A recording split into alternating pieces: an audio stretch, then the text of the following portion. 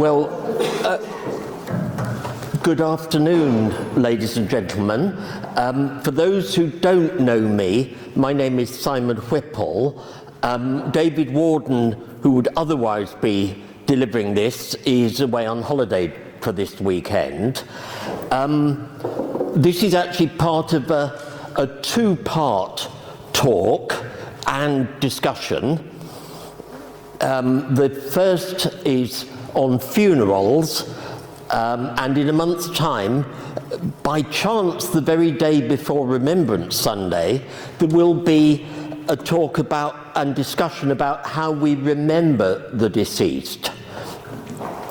So I'll forget if I don't give thanks beforehand. Thank you first of all to Phil for helping set up and recording all this. Then to Steve, who's jumped in at the last minute to make sure that I could actually get that picture on the screen. And especially to Kathy Silman, who's you can blame if there are any faults of fact in this presentation, because she did all the research. That's a legalistic sort of thing that I'd say, Kathy.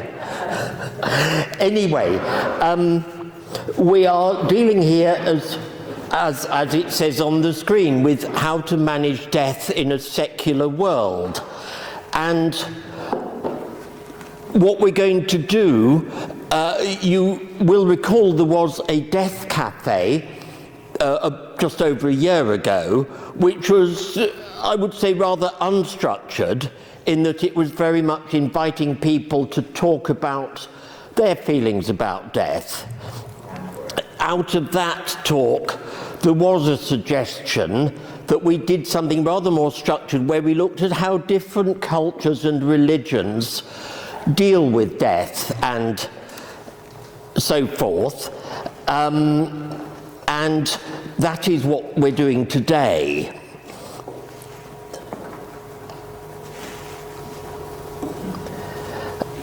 So that's what we're doing for the afternoon. We're looking at the topic, that's what I'm doing now. Then we're looking at how different cultures deal with death. And there are actually an awful lot of similarities, as you'll see as we go through. Then, rather hopefully we'll look at what human needs and desires are engaged. I said hopefully because I'm not a psychologist, but we might find we get some contributions from the audience who understand a bit more about psychology than me. I'm not looking at anyone, of course, to make that contribution. And then I will talk for about an hour or so, and then I would like us to move into small group discussions, staying on your tables as you are, to discuss your feelings about death. And I have put together a little questionnaire which so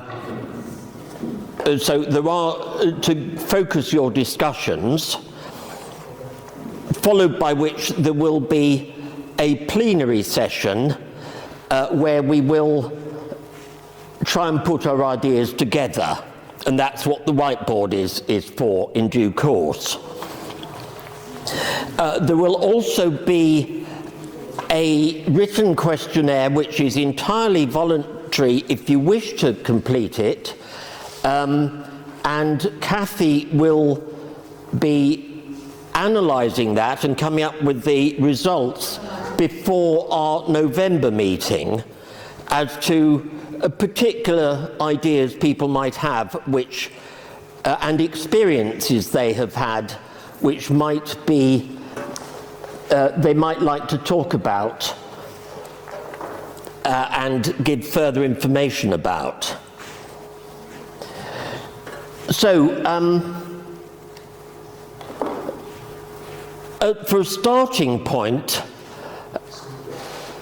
what I think everybody deals with when someone dies is to get rid of the body. That's a simple, practical issue, more important in a hot climate, and becoming increasingly challenging in an overcrowded country, where even to get a booking at a crematorium takes several weeks, I'm told. Then we are looking at the afterlife, because the bulk of people in the world still believe there is something after death, and the purpose of the funeral was always, until this century, to speed the body into wherever the deceased is going next, and to give that person the right send-off. And then, sadly, I think one of the more base discussions, things that come out in my studies, is that a lot of people care about a good send-off so that the neighbours don't think, well, they didn't really care about him. No one turned up. Now, I don't mention in this display, because I found it after I put the slides together, but there are actually worldwide, there is a profession called a professional mourner. Professional mourners have the job of turning up to a funeral. Sorry, Jason, we'll have discussions at the end. Yes, professional mourners turn up at a funeral. They look suitably woeful, and don't let on the fact they didn't know the deceased at all. It has even been, does take place in this country, I am told. Then we're not dealing with, but it's certainly a key issue, is what happens to the deceased property. In the very old times of burials such as Sutton Hoo, well, you buried all the person's property with them so they could take it to the afterlife. Now, that does solve the problem of the relatives going around the house the day of the funeral and earmarking the objet d'art and the family memorabilia they would like to hang on to. And then, last but certainly not least, is actually dealing with the grief of those who are left behind. And of course, there are varying degrees of grief involved. The close family members may be extremely grief-stricken. Some people may be just turning up to the funeral almost because it's a free meal. But we do have to make sure that, and certainly the most important thing for funerals nowadays must be helping those who survived to cope with it. But let's move on initially to how things were in Christian funerals, really until very recently. Now, this gentleman, Evelyn Waugh, a noted Catholic novelist, brilliant novelist, he wrote a series of novels which were largely grounded on his own experience. And I quote from the novel Unconditional Surrender, which happens to be set in the war, but it's really dealing, the particular section just deals with his own father's death and funeral, which is a Catholic funeral, where and I quote, "The temptation for Guy, who is the leading character, which he resisted as best he could, was to brood on his own bereavement and deplore the countless occasions of his life when he had failed his father. That was not what he was here for. There would be ample time in the years to come for these selfish considerations. Now, oh Lord, I don't, unfortunately, the IT has defeated me. I'll have to extemporize. Basically, it goes on to say what his job was to assist as far as he could his father's passage into heaven.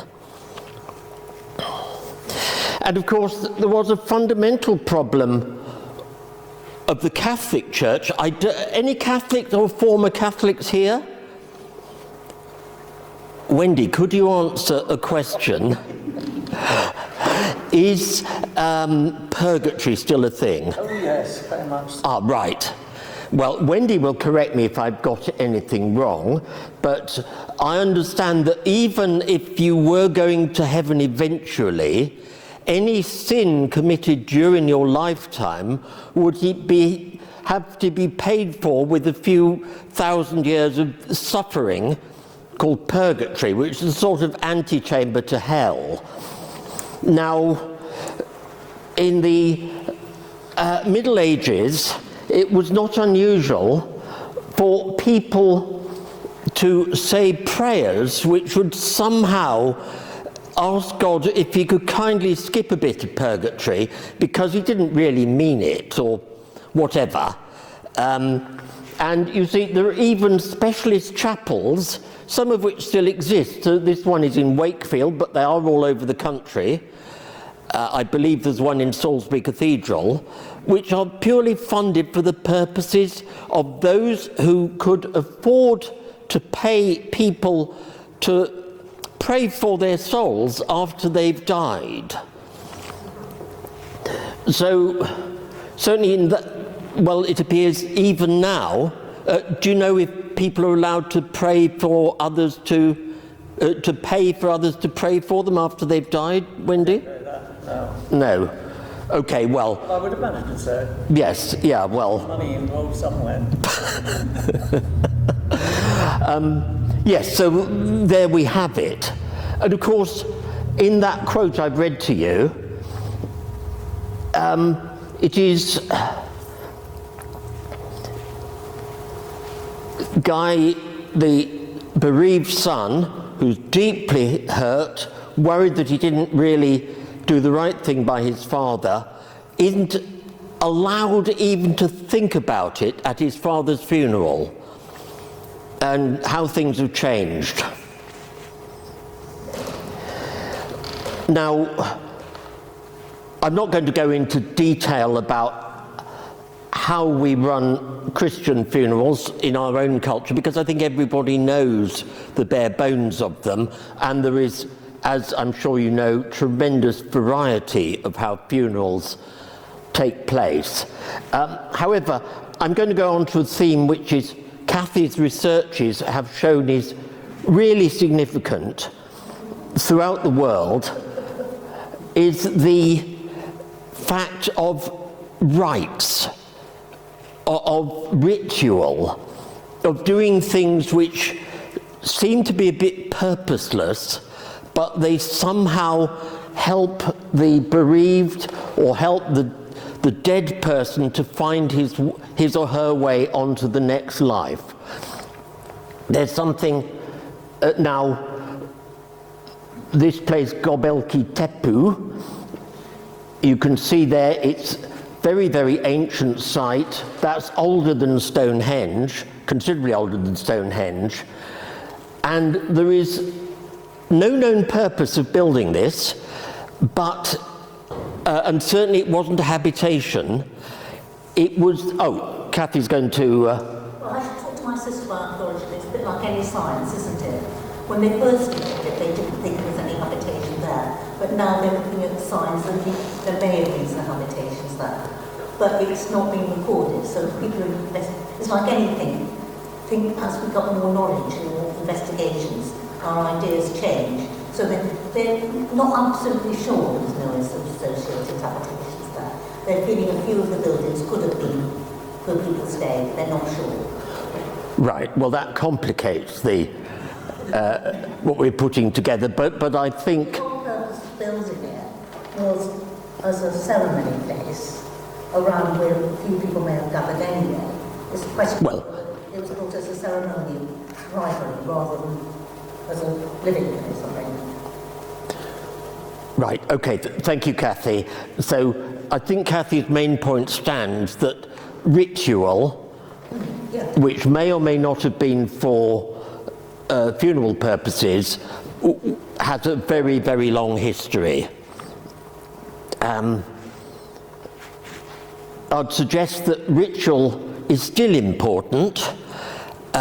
People do things to mark a death, and in this example, it's to show respect to the deceased.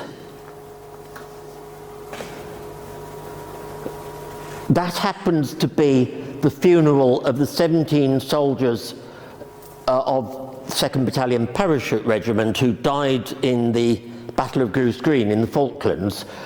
They were buried the next day in the Falklands, and you can see there 3 of their officers saluting the private soldiers, and obviously that is a complete turnover of the belief that soldiers salute officers, not the other way about, but a mark of respect. It is also easy to do, however distressed you were, and those officers were extremely distressed. It's an automatic piece of action, so you can do that however distressed you are, and everybody knows what it means. In civilian life, in our culture at any rate, sorry, we went forward to 2, there we are. We buy a bunch of flowers, 20 quid or so, it's wrapped up in cellophane, and we put it on the pavement in front of where the deceased died, or some appropriate spot. It's a complete nonsense, because they'll soon rot wrapped in their cellophane. They may look pretty, but basically they are saying very publicly that you are mourning and sympathizing. We also light candles in church, or some do, to show our, well, not quite sure why we will light candles in first. If your religion, somehow the candle itself is giving a message to God. But I've certainly seen people who are very unreligious lighting candles to the deceased. And there are many other gestures that people carry out. I'm sure when we come to the round table discussion, many other gestures will occur. They're easy to do because they are automatic, they mean a lot, and quite possibly they help the bereaved by doing a little gesture, you are saying a lot, and you don't have to think at a time when thought is very, very hard, or rational thought, focused thought is very, very hard to carry out. Well, going back to the Christianity, we have a standard process by which people die. We start with a priest ideally visiting the deceased before they die and saying prayers with them, and they're special prayers, not having, being a Catholic, I don't know what is said. I imagine it's something saying, okay, I hope you're all in order now. You are thinking about the most important thing you should think about is the hereafter and the fact you're going to meet your Maker shortly. There is then a service, a church service, which is primarily the purpose is to commit the soul of that person to God. During that church service, there will be a eulogy, a short speech setting out the person's history with a few anecdotes, maybe a few jokes that lighten the mood. And that seems to be pretty standard in many religions. Then we have the committal, the most solemn part. Here, the body is about to be buried. The priest will again say a few prayers. The members of the family are invited to drop a few handfuls of dirt onto the body before it's filled up by the grave is filled up by the grave diggers. And of course there may be, increasingly, it may be a cremation, and it's the point where the coffin disappears, which we could say is the committal, and equally similar words are spoken. Following which, it is usual to have a wake, where you've had your wailing and sadness, and it's time to have a more relaxed time. Usually alcohol is involved.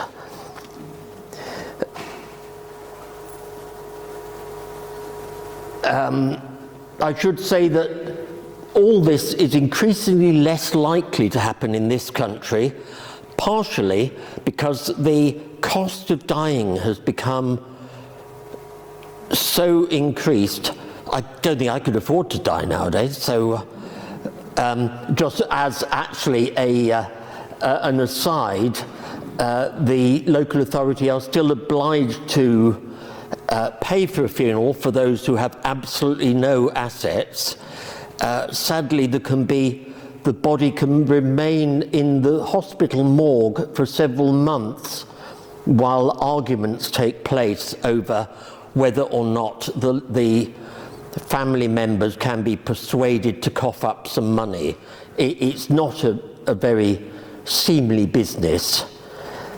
And of course, well, don't talk to me about funeral plans. I'm sure you've all heard of them, where people pay, and basically they pay in advance for their own funeral, I should say I'm a solicitor, having dealt for many years with the makers of funeral plans, and I would say 100% a rip-off. So there is a certain tax benefit to them, but otherwise a complete rip-off. Think very carefully before you buy one of those.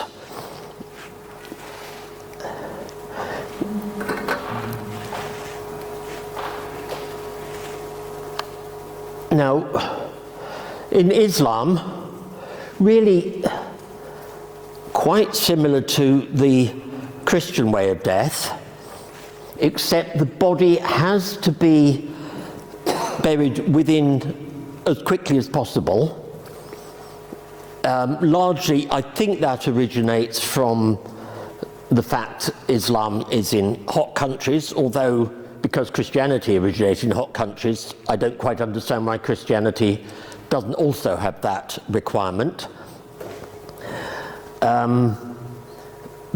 There is also no cremation except in very special cases, such as where a body has died from some highly communicable disease, because the body needs to be intact to rise up again at whatever the time in the future will be, sort of like Judgment Day. And the body indeed has to be kept in a certain orientation at right angles, lying on its side at right angles to the direction of Mecca, because that way the body will be looking at Allah when he rises. And the body is washed several times.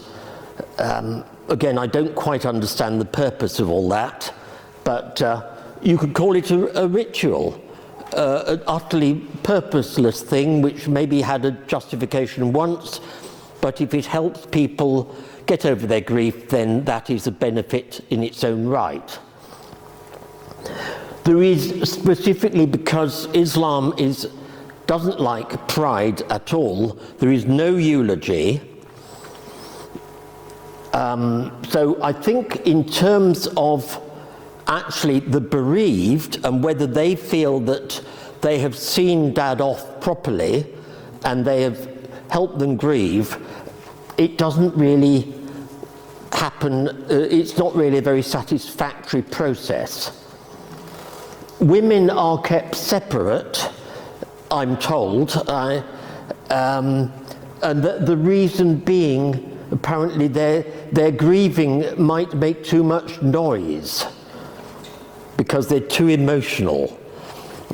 And there is no singing because you don't get that in mosques. They're just saying of prayers, often barely audible, because I guess everybody knows them. So if you go to a Muslim funeral, don't expect vast entertainment. And certainly in my book, the Catholic Church with the Requiem Masses is definitely higher up in the sort of funeral rites I would wish to observe, as in the sense of seeing. But if you think Islamic funerals are unusual, just wait till you get to Buddhist ones.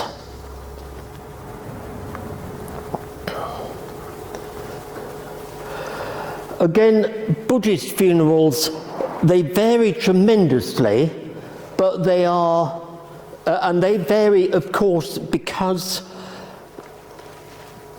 the body needs to, we need to move on from the body because we're jolly well going to be reincarnated, as I'm sure you all know is the central tenet of Buddhism. You have to leave the body for several hours to cool down for the spirit to fly away. I'm sorry if I'm sounding a little facetious about this. But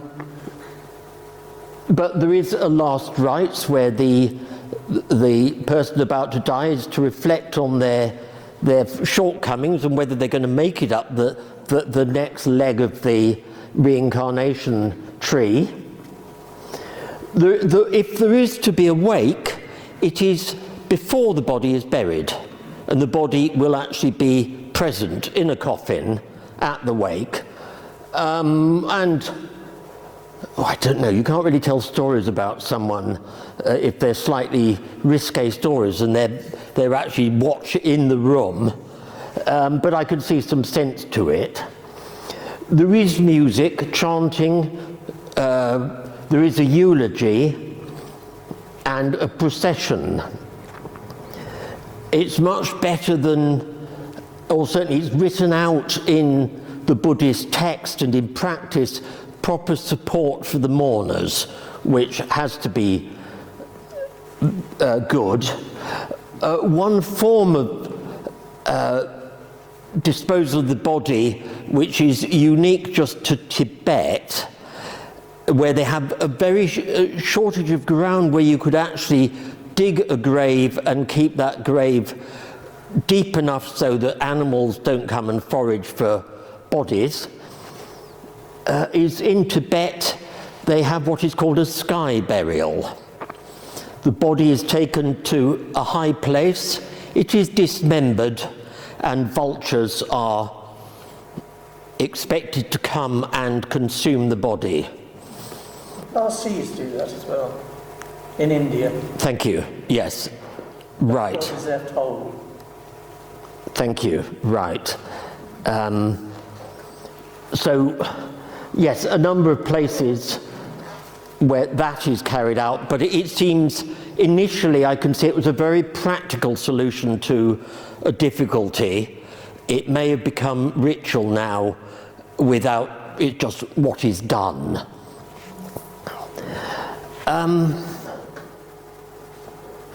Well, so far we've dealt with mainstream religions, and I'm afraid that's all the time we've had to look at mainstream religions. But since we have personal experience, we're now going to look at a particular religion in Namibia. Kathy, over to you. I'll give you the microphone if you'd like to speak. I should say Kathy Silman was a teacher in Namibia. Okay, for VSO. She's now going to tell us a little more about her experience. I'm not sure if you call it a religion or not, and I was only in southern Namibia. I work with Herero people. I don't know if people know about Herero people, but Namibia being colonised by the Germans, and was very, very German, and I went to start part of the finish, and people were still paying lip service to Christianity. And I lived in a sort of like the administrative town at the end of the road, and then it went off the 100 miles into the desert, and lots of scrubland, not really desert scrubland, where there were lots and lots of villages. I went to a lot. Can you hold it to your mouth, please? My job was working with special needs education. I went to villages and helped look at children wanted in school and needed help, a mixture of things. I realised in the time I was there was one thing: the professional area of people who were basically running the southern of the country, they'd taken over all the professions from the white people, the Germans, and on the surface, it was a very Western way of life they were living, but they were still very much part of the villages and their farms, or they went back to it. And the first experience I had of their ancestor worship that meant so much to them, and was part of their lives, was driving one of the first times I went out into the scrub into a village. I was driving out into the village, and suddenly people jumped out and he said, "Stop." Well, I'm not sure what they said, it was obviously stop. And I was about to drive over their sacred fire. Immediately, I'm only talking about the bits I know, which was the southern Namibia, right from where I was soccer, very near Tosha. Then we heard about Game Park, and about 200 miles from north. In the villages, the ancestor fire was so important to everybody. And that's where they actually still really worship their ancestors and the way of life of reform. I went to 3 funerals, 3 weddings, but they were very same as funerals, where they were all centred around the ancestral fire, where they presented the bride to the ancestors, and it was 3 days of ceremony connected to the ancestors. And I did take some photos of that. But I went to a funeral, I stayed right at the back. This was with friends I met and got to work with, teachers and things I worked with. And at the funeral, though the body wasn't there, because they used to bury them in their own sacred grounds, no longer would be elite doing, I think some people did, but they actually went and spoke to their ancestors and presented their views on their ancestors and wished them well joining it, and they felt their ancestors supported them. And by keeping the fire alive, their spirits were in the fire, and they felt the spirits of all the ancestors there. And they did do some cattle killing, sacrifice. I'm not quite sure what they were saying, but I think there were some sort of ritual things they were saying. But it's basically based around the ancestors who were there, and to them, in a way, the dead didn't never leave them. They were there all the time, they stayed with them. That's been synopsis. But that's not research particularly, that's what I saw and learned from people who got friendly with. Thank you, Kathy. I think, what's actually of interest also in this is that the Germans taught the Herero to wear these rather magnificent dresses. I've got one. Oh, you should have come in it. Oh, obviously they were shrinking, they weren't shrink-proof material.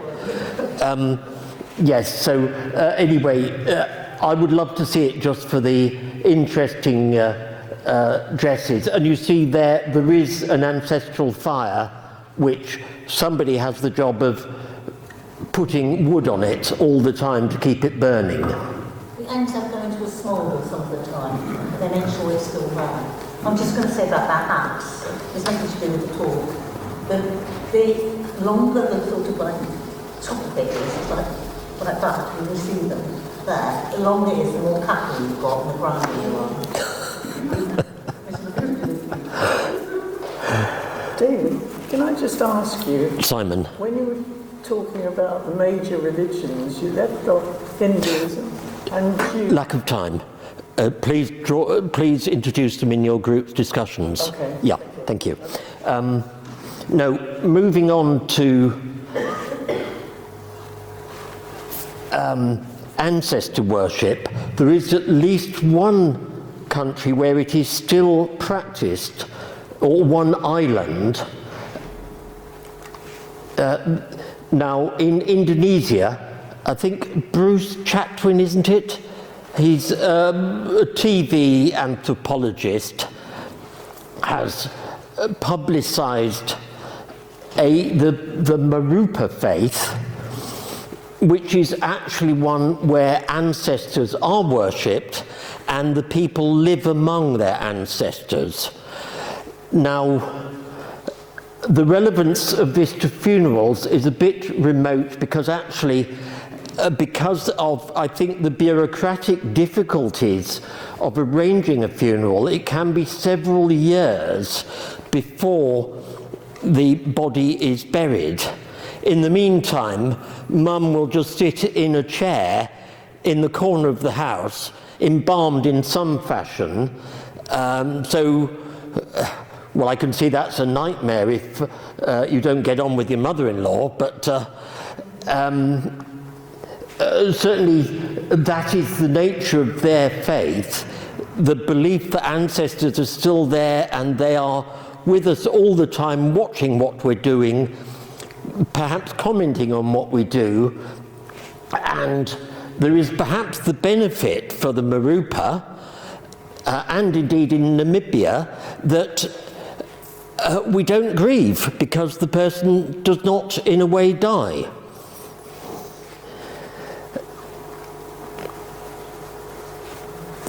Now, moving on to probably the earliest form of burial practice of which we are aware is the provision of grave goods.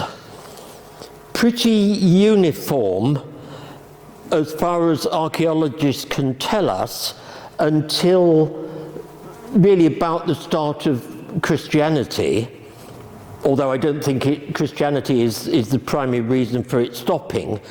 You provide your deceased with what he or she needs for the next world. We can surmise that there was a belief that people did live on in the next world and they needed their possessions with them. Obviously, the classic example is Tutankhamun, buried with vast quantities of treasure. Obviously, the difficulty with grave goods is that people get to know about them and they raid the tomb, or they call it archaeology and raid the pyramid and take it away. I think as time went on, people couldn't afford to provide all the assets for the future life, so there are symbolic gifts, and maybe it was just the second best saucepan because the daughter would retain the best saucepan for her own needs. But certainly most of the round or long barrows in Britain, of which there are many up on Salisbury Plain, one on the Scilly Isles, or several on the Scilly Isles, are examples of tombered chambers, roomed chambers, and therefore several, as well as the body of the deceased, there are all the possessions they might, or some of the possessions they will need for the next life. I think there's more, obviously with the record there's a bit more to that, because gradually over time it got to be very symbolic, the things they put in there. That's what I just said. Well, yeah, but it was almost symbolic, like when I know, there's lots on the City Isles, but one I know about is a sword and a mirror, and that's actually showing the wealth of them, and the wealth goes with them rather than just all the things that we need. So it's all changed over a bit, I think, to be more symbolic of their wealth and power. Right, I don't know if I ever really caught that. Basically, it was symbolic.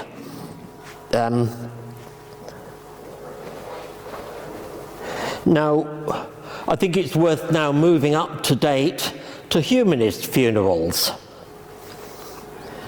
So, this is an excerpt from the Humanist website talking about how we put a funeral together. I'll leave you for a minute to read all that.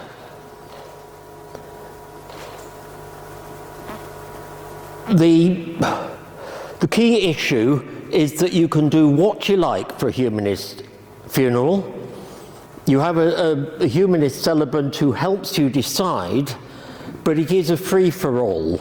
As a lawyer, I can tell you that there is really no law that applies to funerals, and anyone can bury someone in their back garden as long as it doesn't affect any local watercourse. And the ceremonial you choose to have is not generally subject to the law. Occasionally the law gets involved, but with great reluctance. And certainly the fact that even putting something in your own will saying I wish to be buried this way or that way is not legally binding. Simon, are there laws about being buried at sea? Yes, I was just coming to that. Yes, there are, because that's pollution.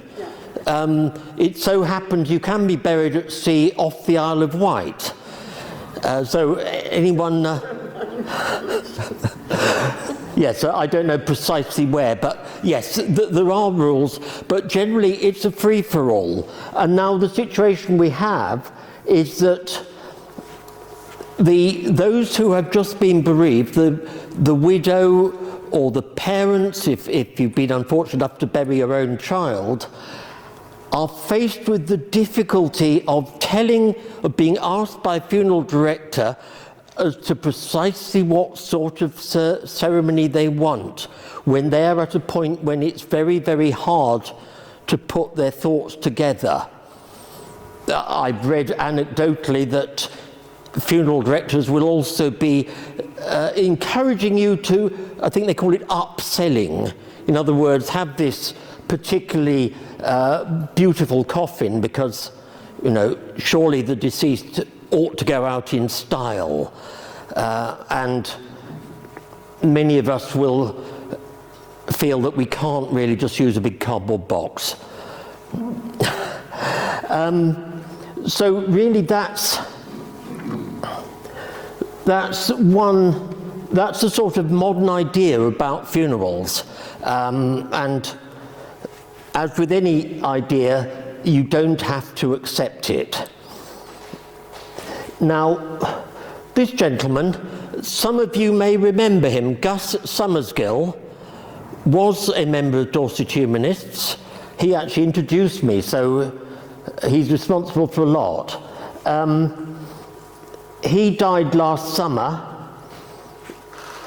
and I think he was absolutely a past master, an illustration of someone who coped with death very well, because he actually had cancer, was told if he had chemo he might last another couple of years, and he said, no, that's it, I want to die at home, got himself discharged from hospital and died about 2 weeks later. Now, he had said, not wanting to be a trouble to anyone, oh, I don't want a funeral, just put me in a box or take me to the crematorium. But certainly for me, as one of the more, it was not satisfactory. There was a wake after a fashion. No one had anything to say at that wake. It was just a bunch of people who didn't know each other meeting in a pub. His two sons were too much in grief to turn up to the wake. I don't blame them, because they'd have to make small talk to people they didn't know. It was utterly unsatisfactory from them. There was no, ask your psychologist, is the word closure acceptable? Or is there a more psychologically... Personal level, I don't believe in closure. Oh, right. You certainly talk about it. Right. I mean, is there a synonym which... I think it's more about living with grief, myself. Okay, right. Anyway, the sons, I guess they still live with their grief, because they have not had any ceremony which said, right, Dad is now dead, move on. I've stated in the final two bullet points, the belief now is that you don't have to have a funeral, and the fact that it's so bloody expensive. And it is, I'm afraid, I do consider funeral directors seem to operate a cartel. I'm afraid that's from 20 years, no, more than 20 years experience in the field. So anyway, that's as far as I'm going to talk. I think you've heard me enough. It's now over to you, ladies and gentlemen. I'm going to ask you to deal with, to sit around in your tables. Each table should have a facilitator who will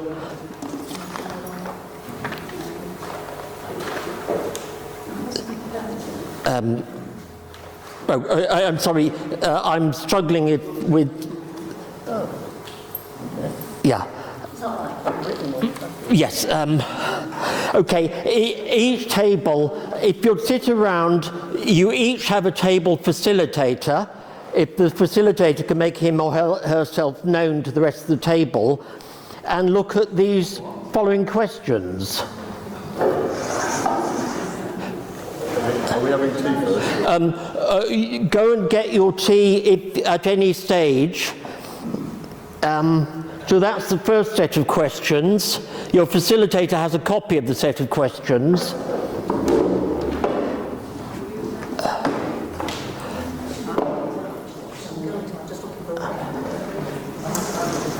And finally, I'd like you to list all the rituals which you think would make funerals more satisfactory. And then we're also putting out a questionnaire which those who wish to, I'd be grateful if you could complete, have a look at the questionnaire and decide if you want to complete it, hopefully complete it and hand it back at the end of the meeting. Now, I'll now stop talking. We will resume for a plenary session at 4 o'clock, so that's some time off. Okay, thank you.